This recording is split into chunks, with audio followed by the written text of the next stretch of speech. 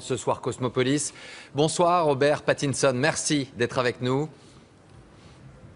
D'abord, une question, vous le comprendrez bien sûr, essentielle. Dans toutes les interviews, David Cronenberg vous appelle Bob Pattinson. On doit vous appeler Robert ou Bob? Je ne savais pas qu'il m'appelait comme ça. Oui, j'ai décidé que c'est Bob. Dorénavant, ce sera Bob. Voilà, pour cette année. Je suis Bob à Cannes. Si vous aviez un qualificatif pour ce film, choc, violent, fou ou finalement tellement proche de la réalité? Non, non, c'est pas proche de la réalité. Non, on ne peut pas dire ça. Si je devais le résumer en un mot, je dirais étrange. C'est étrange. Non, c'est un film vraiment très bizarre. Alors voici justement Cosmopolis, 24 heures dans la vie d'un golden boy qui va voir sous ses yeux un monde s'écrouler. Chute d'un empire, le sien, celui du capitalisme, chaos dans la ville de New York, signé David Cronenberg. Le film vu par Marie-Jo Join. Et on retrouve Robert Pattinson en duplex de Cannes. Juste un mot d'abord sur cette voiture. Qu'est-ce qu'elle représente, cette voiture, ce bunker dans lequel le héros finalement s'isole du monde qui l'entoure? Oui, c'est tout à fait ça. C'est son bureau. Il s'est créé un monde à lui, où il s'isole du reste de la vie, du reste des gens.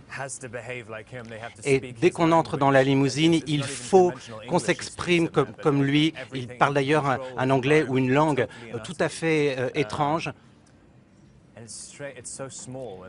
Et c'est un endroit évidemment extrêmement confiné. Et c'est assez étrange d'ailleurs de regarder tout le film à travers cette limousine ou dans cette limousine. Ça donne un vrai sentiment de claustrophobie. Alors ce Eric Packer, le jeune golden boy que vous incarnez, il est en quête finalement d'émotion. Et lui, il faut toujours plus, après l'argent, après le sexe. Il est finalement rassasié de tout. Seule la mort devient un vrai défi. C'est cela ou pas du tout? Oui. Il se fait une idée d'ailleurs assez étrange de la mort et de sa mort, très différente de celle que nous en avons. C'est un égomane, il est très égomaniaque et égocentré. Et il voit sa mort comme un signe du destin. Et donc, c'est pas vraiment qu'il essaie de se suicider, c'est qu'il veut mourir, on ne sait pas bien pourquoi. Cela fait du bien de casser son image. Est-ce que le cinéma, c'est aussi cela, finalement, à chaque fois, changer de masque? Oui, c'est étrange pour moi. Parce que je ne sais pas vraiment qui je suis dans la réalité.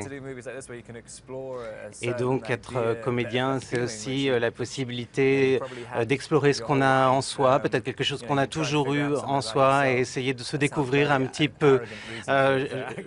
C'est une raison qui peut peut-être vous paraître un peu arrogante, c'est peut-être pas pour ça qu'on devient comédien, mais oui, il s'agit de changer de masque, vous avez raison.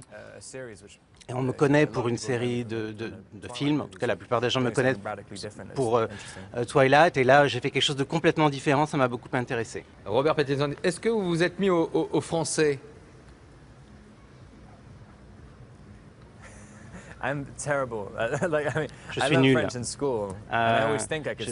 fais du français à l'école et j'espérais pouvoir parler un peu français ici. J'ai essayé à Cannes, mais personne ne me comprend.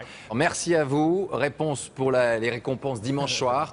Bonne montée des marches à vous, et Cosmopolis est sorti aujourd'hui sur tous les écrans. Merci.